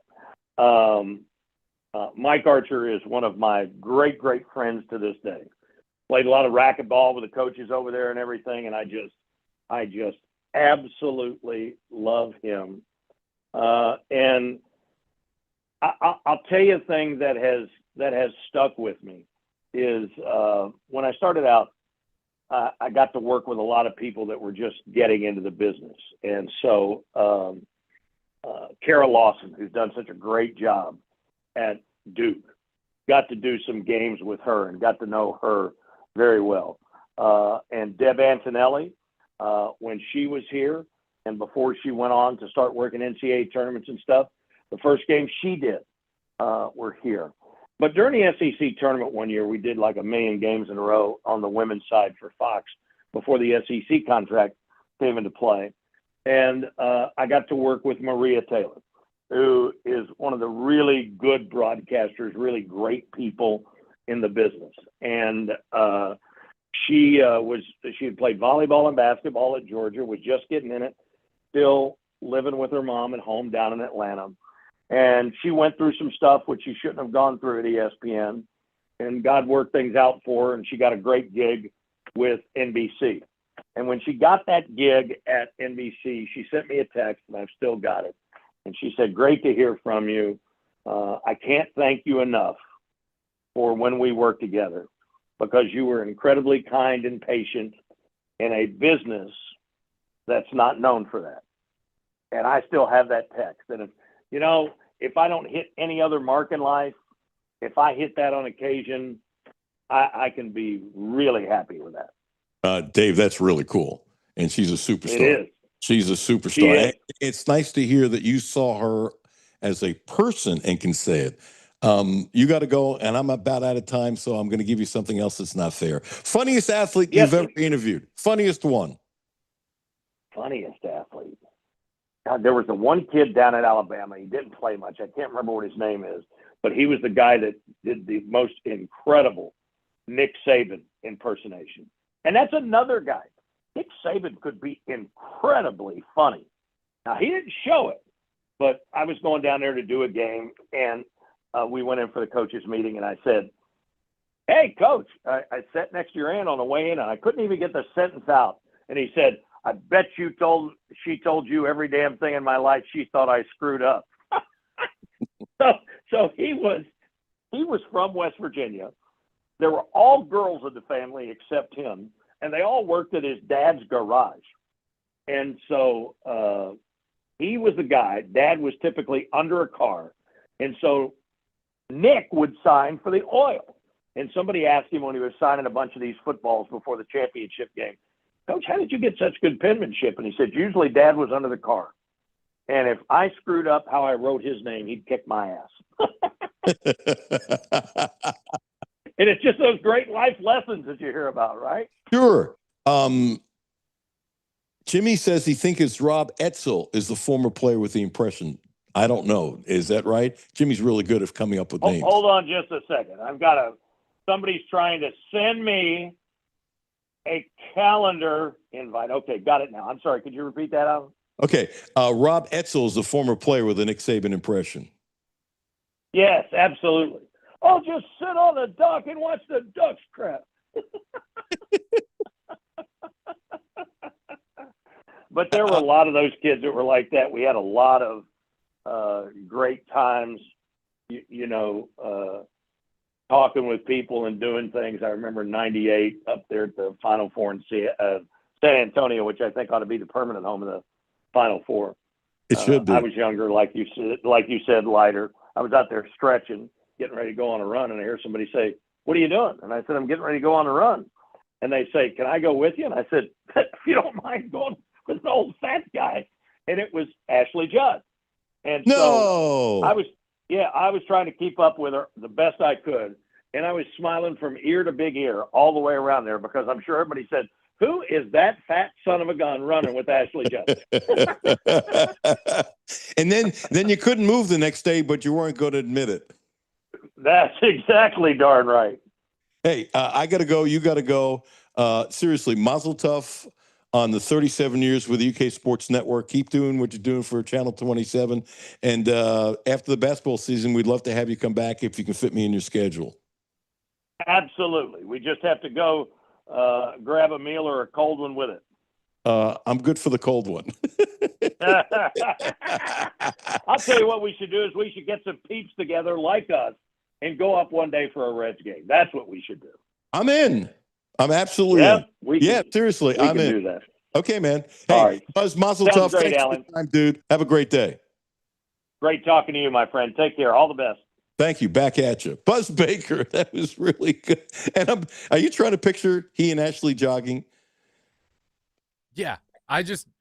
With him saying someone came up to me, imagine that, and then you turn around and it's Ashley Judd. You're like, yeah, sure. She used to go to games all the time, by the way. And when Patino won the national championship, she was like every postseason game and was at Rupp Arena all the time and was very friendly, very accessible, all that kind of stuff. So I could see her going up to Buzz. But I could see I would be the same way. I'm not picking up. I'd be dying, but I'm going to go I'm going to do my best to keep up. And if you can't walk the next day, you can't walk the next day. My thought was Ashley has always really looked good. And I don't know this, but she looks like she's done yoga and all that kind of stuff and probably was in much better shape than Buzz was at the time. And me too. Jenna Lifson is hanging on. So let's take a break and be excited to talk to the assistant sports editor of the Kentucky Colonel coming up next. But my friend Terry Page, Terry Page, not a very good, a great licensed massage therapist in Butler, Kentucky, Monday and Tuesdays. In her new address, it's bigger at 820 Porter Place, Suite 3, off for Sales Road. Go to the end of the road, park on the side of the building, and there's an entrance there. Check her out. Use my name. She's been amazing for me. Terry Page, special person. Alan Cutler, 1300 AM, 92.5 FM. No Filter Radio with Alan Cutler, brought to you by Quantrell Auto Group. QuantrellForLife.com. Hi, this is Alan Cutler. Have a no filter comment? Hit the text line, 859-381-1313. 859-381-1313. Hi, this is Alan Cutler, and I've spent years on these roads, and safety isn't a slogan to me, it's real life. That's one reason I trust Volvo. Quantrell Volvo has been part of this community for years. Brentley and Mark are friends of mine, and they run the dealership the right way with care, integrity, and real respect for the people they serve. If safety, smart design, and peace of mind matter to you, start your search at Quantrell Volvo. We have the XC60, the hybrid. We love it. Best car we've had in 43 years, and it is really smooth. And we're saving money on the gas. Right now, get financing as low as 0.99% APR for 36 months on most 2026 models. Visit QuantrellVolvo.com. See dealer for details. March is here, and Clark's Pub and Shop has the game-winning specials to keep you fueled all month long. Whether you're hitting the road to catch a game or hosting a watch party, we've got unbeatable monthly deals. Stop in and pick up Bud Dig Lunch Meat, 5 for $5, and Jolly Rancher Shackalicious or Twizzler Peg Bags, 2 for $6. This March, make every stop a winner at Clark's Pub and Shop. Return, refresh, refuel.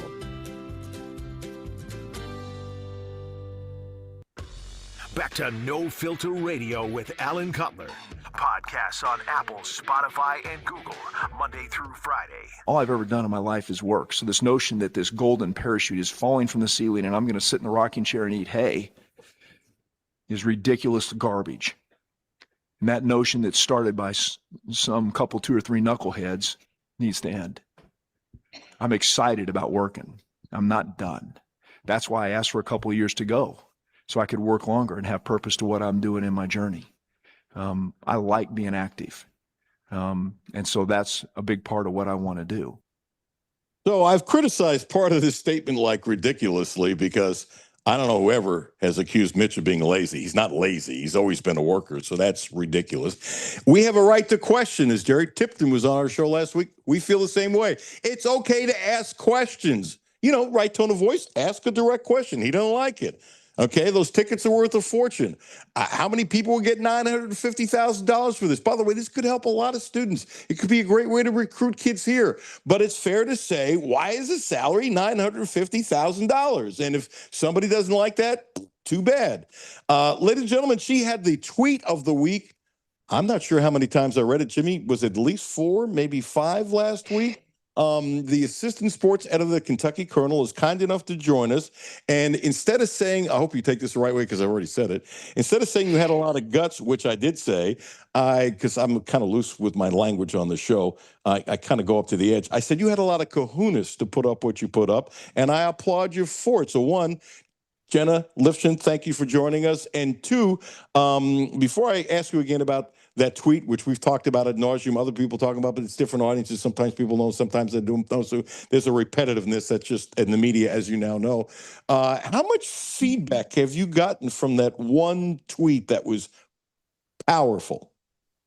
Yeah, absolutely. Well, thank you as always for having me on here. It's great talking to you. It's definitely been mixed responses. There's a lot of people who think that, I did it just for clicks, this kind of idea that, Mitch came here and did incredible things for UK athletics, and you're choosing to highlight, the not so great things he did. But for a majority, it was very positive. You were not the only one who told me I had a lot of guts for posting that, but that's kind of what I've always done. Obviously, the first time I was on here was for that Cassidy Row column, which was the same kind of thing where it got a lot of people talking, but I think I'm doing my job well if there's a lot of people talking about it. So Do you have any fear when you're typing that out and saying, should I or shouldn't I? Or are you going, it's the right thing to do? Boom, I'm sending it.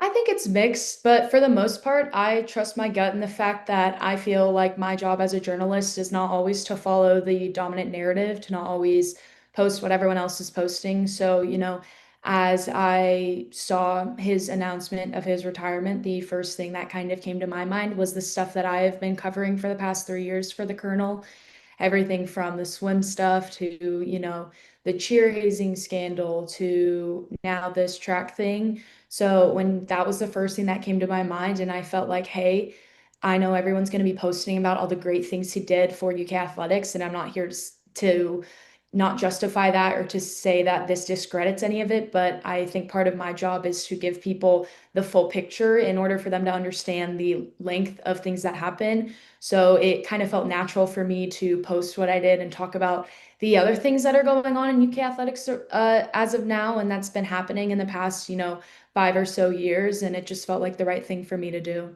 I think I should probably, if you're okay with it, read your whole tweet again. Yeah, Which, absolutely. which I should be getting royalties by now. Um, this is what Jenna Lifshin put up. I'm reading it word for word. I'm not pontificating, adding, whatever. Mitch Barnhart's retirement comes only a few weeks after the Lexington Herald Leader published an article detailing an investigation into former assistant cross-country and track coach Akan DeVries for alleged sexual harassment and stalking. Barnhart is currently involved in an ongoing lawsuit against the University of Kentucky filed by 2 former swim coaches. According to the lawsuit, the university allowed former coach Lars Jorgensen to foster a, quote, toxic, sexually hostile environment within the swim program, end of quote. Jorgensen was accused of rape and sexual assault, amongst other Title IX violations. It seems to me that the good and bad are part of anybody's legacy, whether it's mine, yours. You're too young to have a legacy. Whether it's mine, whatever. And there's good and bad in all people. And I'm good with you putting this out because it's part of what's going on. Were you suspicious of the timing of the retirement because of this lawsuit? Honestly, not so much because I know it's kind of been in the talks the past year in general. I even remember his conversations kind of coming up towards the end of football season when students really had fallen off, that there was a pretty, I'd say, this underlying thought of everyone that Mitch's time was coming to an end. I mean, he's been here for a very, very long time. So it wasn't that much of a shock, but in my mind, I thought, hey, I think it's important to talk about the timing of this. When his retirement came out, I was in the Colonel office working with one of our news editors. We've been working on the track and field story for the past few weeks, and I just felt, hey, this timing whether or not it has a part in it, I think it's important to mention because, like I said, I feel as though part of being a journalist is getting people the full picture in order for them to determine what they think about something.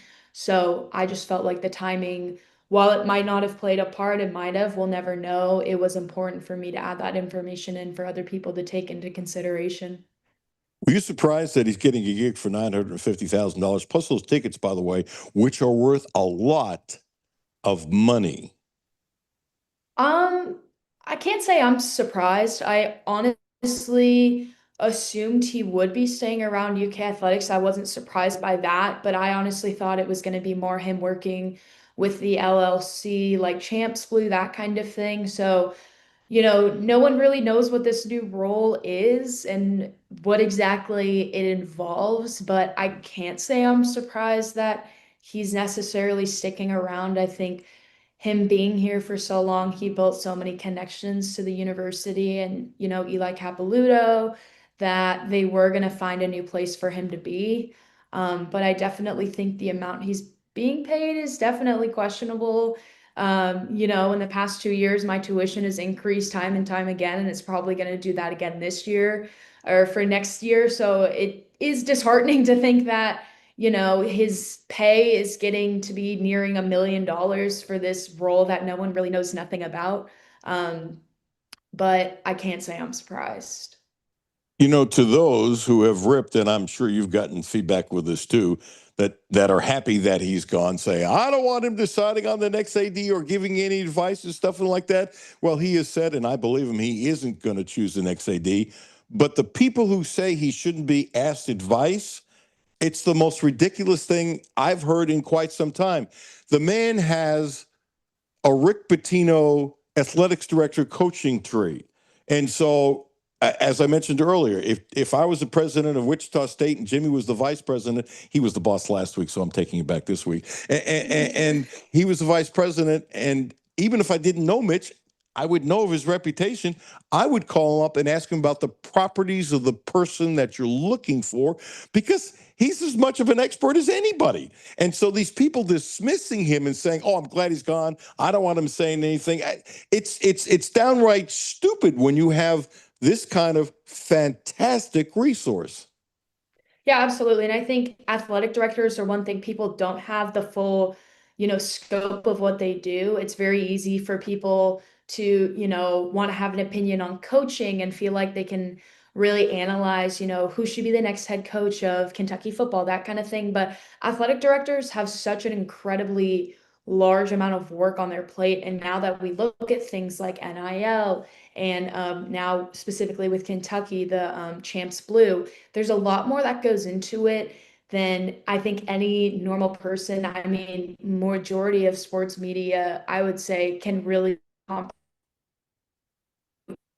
smart and have his advice, but I also agree that it should be down to him about, okay, we have these two candidates who do here.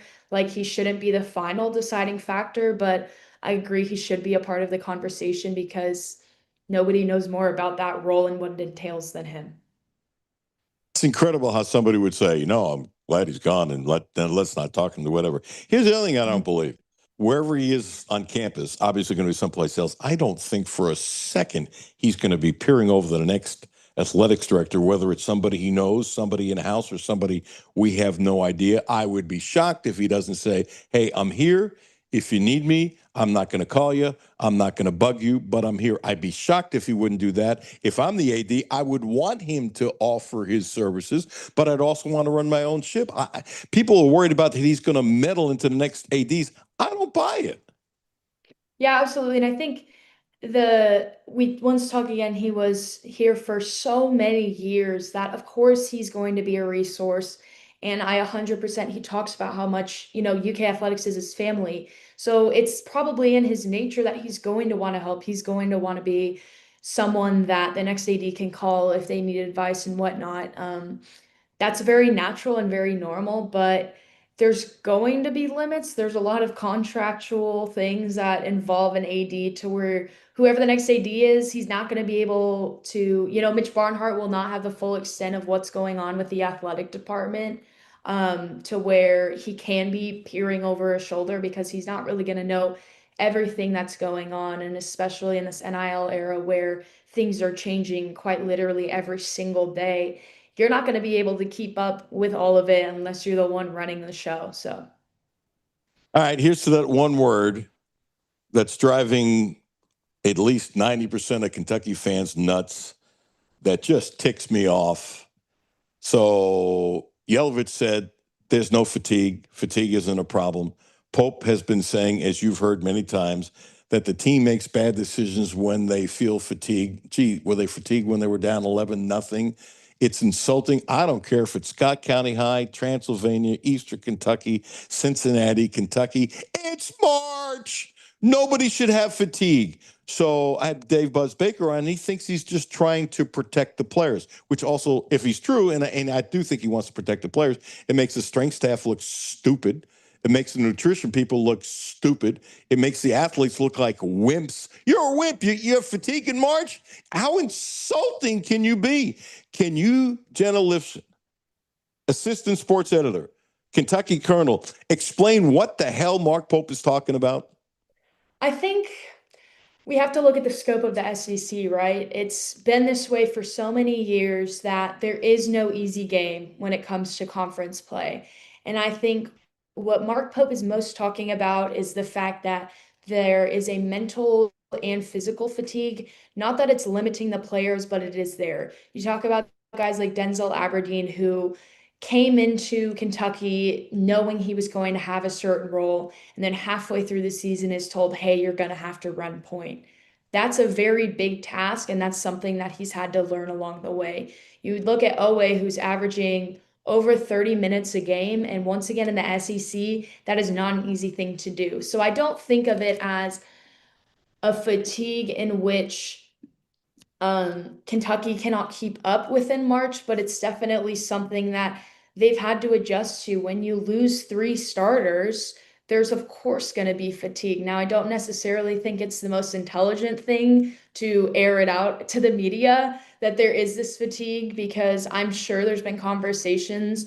We've seen his rotation and everyone really questioning it, confused. You have guys like Mo Diabate in having a huge impact, and then in the next time out, he's on the bench, that kind of thing. And I don't know if that's necessarily him simplifying it down to this fatigue factor of, we have to start having guys contribute more, I guess, spread the minutes out more on their bench than they have been doing for the season. But I'm not too worried about the fatigue factor for this team. I just think it's more of mentally, are they going to be ready? Especially, we look at the SEC tournament, they start on Wednesday.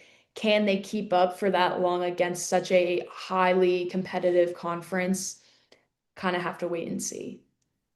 Tell everybody how they can read your stuff, follow you on Twitter, all social media, all that kind of good stuff. Absolutely. So my Twitter or X is at Jen's Reporting, and then all my stories are on kycolonel.com. Thank you for joining me. Keep showing that you have no fear, that you're just trying to do the right thing. And the most powerful thing you said today, you know what it was? What? Trust your gut. That's what worked for me. And when I didn't trust my gut, I was usually wrong. So just keep on trusting your gut. That doesn't mean you're going to be perfect, but your batting average will be exponentially higher. Good Thank luck. you so much, Alan. Thanks. Have a great day. Thanks for joining us. Hopefully, maybe after the season, you'll squeeze us in for 15, 20 minutes of what the hell's going on in the offseason. That won't be talking about fatigue. Always. Thank you guys for having me. Thanks. Have a great day, Jenna. Talk to you next time. Bye. See ya. Jimmy, I really like what she did. I really like what she did to be a college student. And, she had a great point. The Cassidy Rose stuff she did, which wasn't very popular. And she's the beat reporter for the Colonel covering the UK women's team and did that too. And I applauded her for that. Absolutely applauded for that. And actually, I should have told her this, but her reporting, when I read it, which I gave her credit, made me do some more snooping, to tell you the truth, which led to having, her dad on the air and all kinds of other stuff. So good for her. Want to mention again, as Kentucky plays Wednesday, it makes no sense for me to do a show from 12 to 2 with Kentucky playing. That makes no sense whatsoever. So what we're going to do, ESPN, Rich Eisen will be 12 to 2.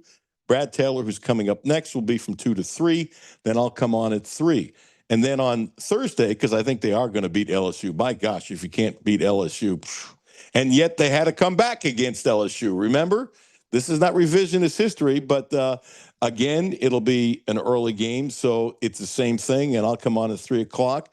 If they make it to Friday, I will come on after the game is over because the Friday game would be 1 o'clock against Florida, and we'll all be shocked if it's done in 2 hours, unless it's such a lopsided game that nobody's calling timeouts and fouling down the stretch and that kind of thing. So it could be 3, could be 3:15 till 4:30. Then in all those days, if Kentucky's playing, what will come up at 4:30 there, Jimmy? Wildcat Drive with Matthew and Jimmy. And today it'll be at 4 o'clock, right? Correct. Want to thank you to Jenna Lifshin. Want to thank you to Dave Bus Baker. I apologize for the mix-up between me and Dick Hoops Weiss. We'll have him back again. Have yourself a lovely day. Appreciate you listening. Please tell one friend, as so many people listen in different states and different countries online live, or the podcast that'll be up at 2:30 on the ESPN Lexington app. Thank you, Jimmy. Have yourself a great day. If you're not here tomorrow, I know we'll call you Daddy for a second time. Yes, it'll be for a good reason. Yeah, for a beautiful